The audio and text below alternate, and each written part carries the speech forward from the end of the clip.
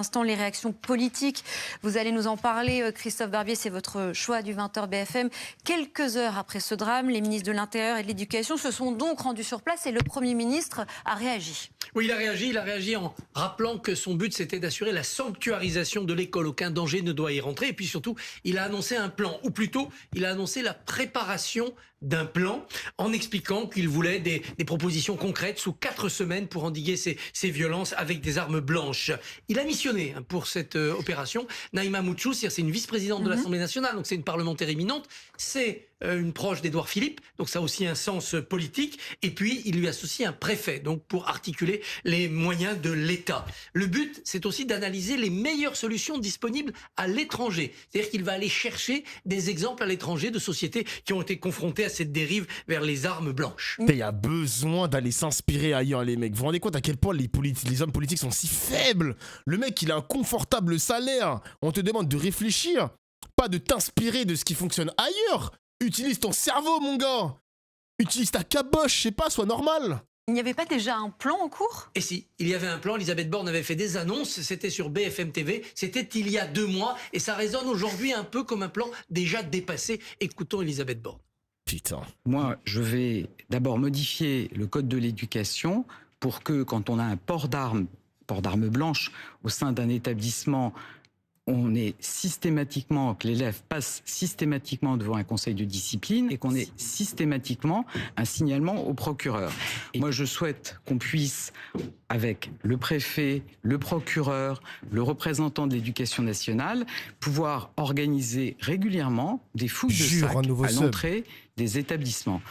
On a appris tout à l'heure que pour le ministre de l'Intérieur, il y avait un bilan déjà de un millier de fouilles réalisées. Oui, c'est ça. Mais on n'a pas le résultat concret. Est-ce que ça a été efficace? Et surtout, est-ce que ça a été dissuasif? Est-ce que les jeunes se disent, je n'apporterai plus un couteau? Certains vont plus loin. Laurent Wauquiez en a fait un cheval de bataille dans sa région, et je pense que vos collègues d'Auvergne-Rhône-Alpes le savent. Il voulait équiper... Ça démarre en 2016, les lycées de portiques de détection de métaux, comme dans les aéroports. C'est devenu surtout des portiques pour filtrer ceux qui rentrent.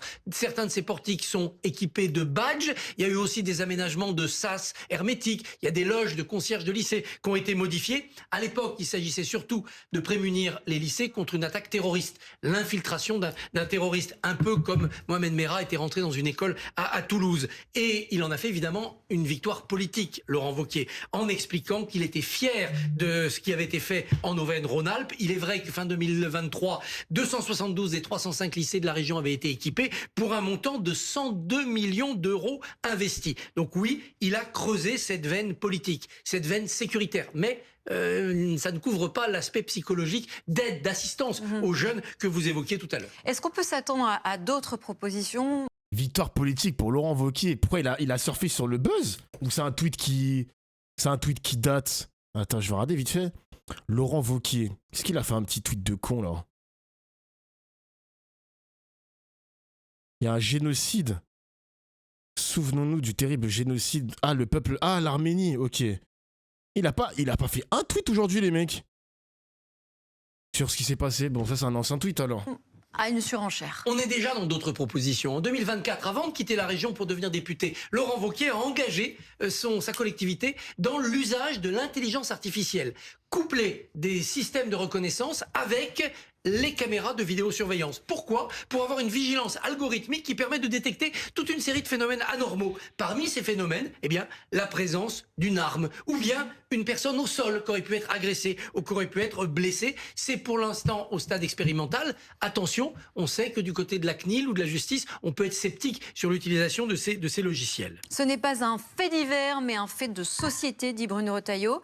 Est-ce que c'est le cas? On peut dire que c'est un fait de société, à condition de ne pas en faire une récupération politique. Or, dire que ce n'est pas un fait divers, mais un fait de société, parler d'ensauvagement comme il le fait, c'est emprunter au lexique de la droite, voire de l'extrême droite. On a vu surgir notamment ces expressions après le drame de Crépol, la mort du jeune Thomas, là aussi un coup de couteau à la sortie d'une fête de la jeunesse. Et ces thèmes-là, ils sont très ancrés à droite. Notamment, Ensauvagement, ça a été repris par un ouvrage, La France Orange Mécanique, de Laurent Oberton, qui décrivait une France qui allait vers de moins en moins de sécurité. Alors, c'est quand même un fait de société. Cette idée que les armes blanches sont de plus souvent Orange présentes dans les Mécanique. rixes entre jeunes. Entre février 2024 et février 2025, plus 15% de signalements. C'est un fait de société aussi quand on a des morts très réguliers. On a eu à Nanterre, à Bagneux, à Paris, à Nîmes, à Aubagne, ces derniers mois, des morts pas à l'école, pas dans l'école, mais toujours en... La fenêtre de Laurent, Oberton et d'extrême droite, Orange Mécanique, très bon film. C'est un film incroyable, banger le film. Ah ouais les gars, vous avez l'air de... Orange Mécanique, film de 1971. 1971. Ah mais je connais le... Mais je connais l'affiche. J'ai déjà vu cette tête quelque part.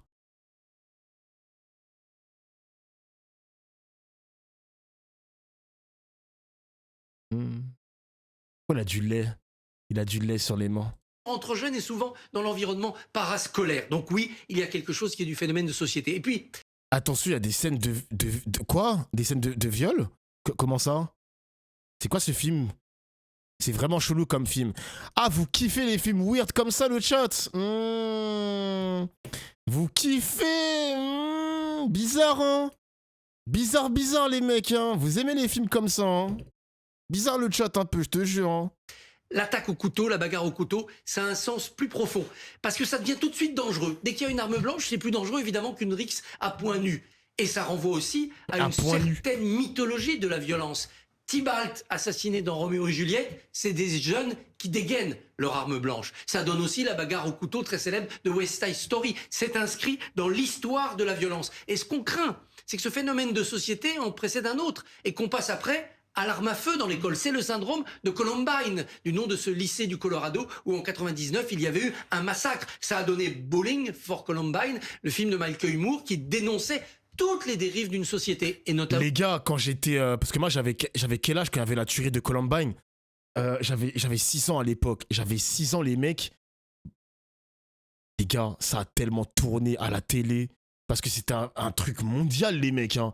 Le truc de Columbine, je sais pas, il y a eu combien de morts. Ça a fait des films, des multiples reportages. Attends, tuerie de Columbine. Je m'en souviens, c'était un truc de fou quand même. Hein. Parce que nous, en France, on est fascinés par les cold cases, les tueries dans les écoles ou dans je ne sais pas quel autre établissement. On est fascinés un peu par ce genre de récit. Il y a eu 16 morts, incluant 2 tireurs. Une des victimes meurt des conséquences de ses blessures en 2025, 26 ans après la fusillade, et 23 blessés, dont 20 par balle. Auteur Eric Harris et Dylan Klebold. La tuerie de Columbine.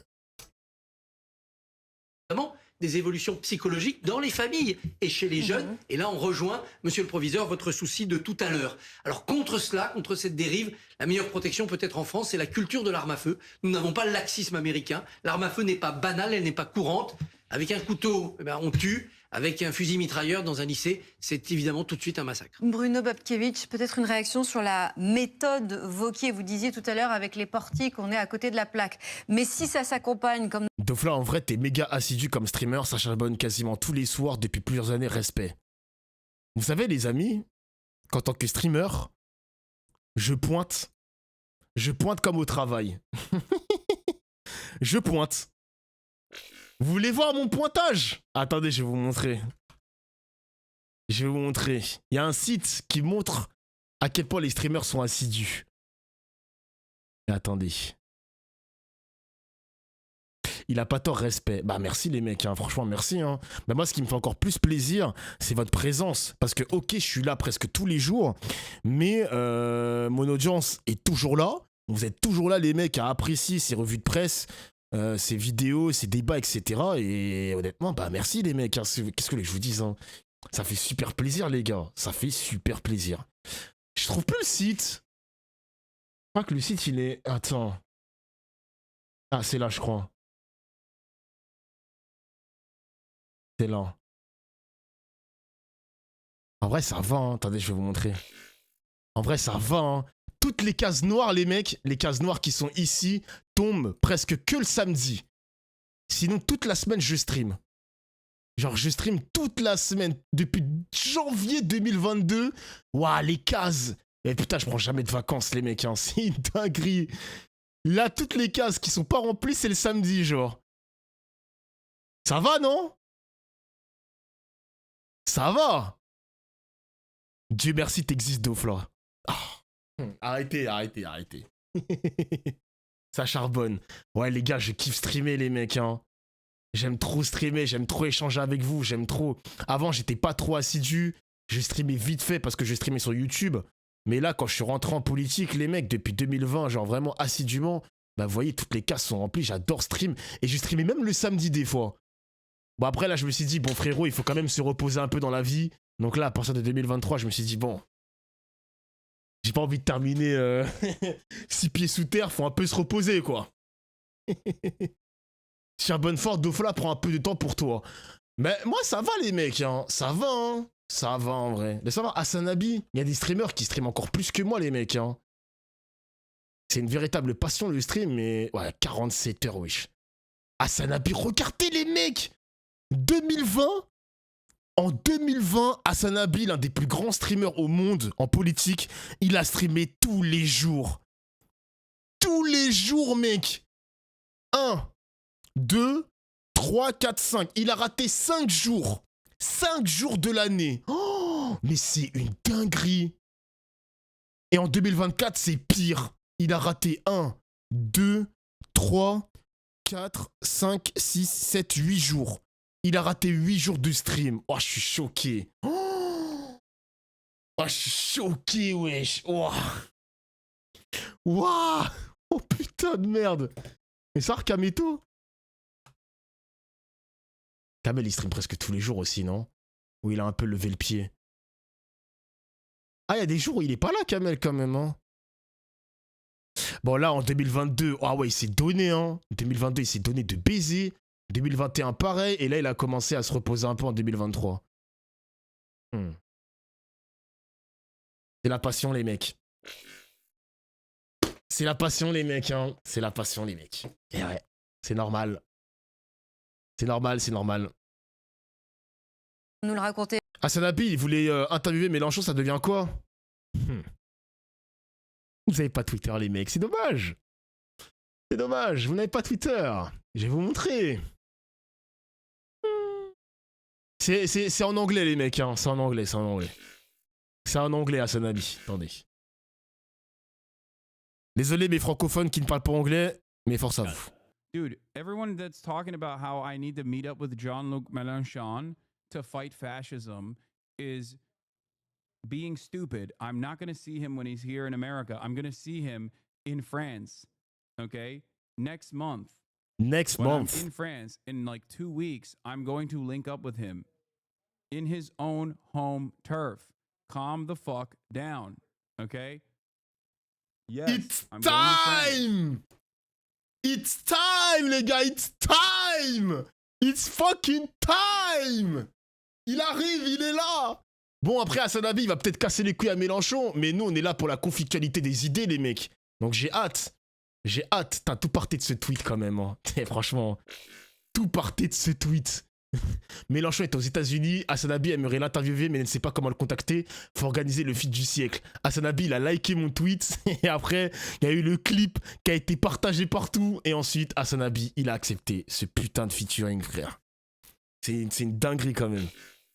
Bon, après, Mélenchon, t'as intérêt à bosser ton anglais. Hein. Genre, mon gars, faut bosser ton anglais. Hein. Ah, je suis mort. Dofla, le nouveau nom, le nouveau pont de la politique. Non, c'est gratuit, les gars. Les gars, on est là pour le content, les mecs. On est là pour le content. Au calme. Au calme, c'est gratuit, c'est pour vous, les mecs. On est là juste pour vous. Tranquille, tranquille. Moi, je suis un super-héros discret, les mecs. Je suis comme Batman. Je crée les connexions et après, je laisse pas ma signature. Chut. Je retourne dans l'ombre, les mecs. Je retourne dans l'ombre.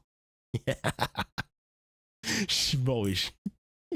Je suis trop humble. Non, tranquille, tranquille. Laisse-moi les autres passages de Barbier, vite fait. Ah non, je crois que c'est tout. Je crois que c'est tout. Ok.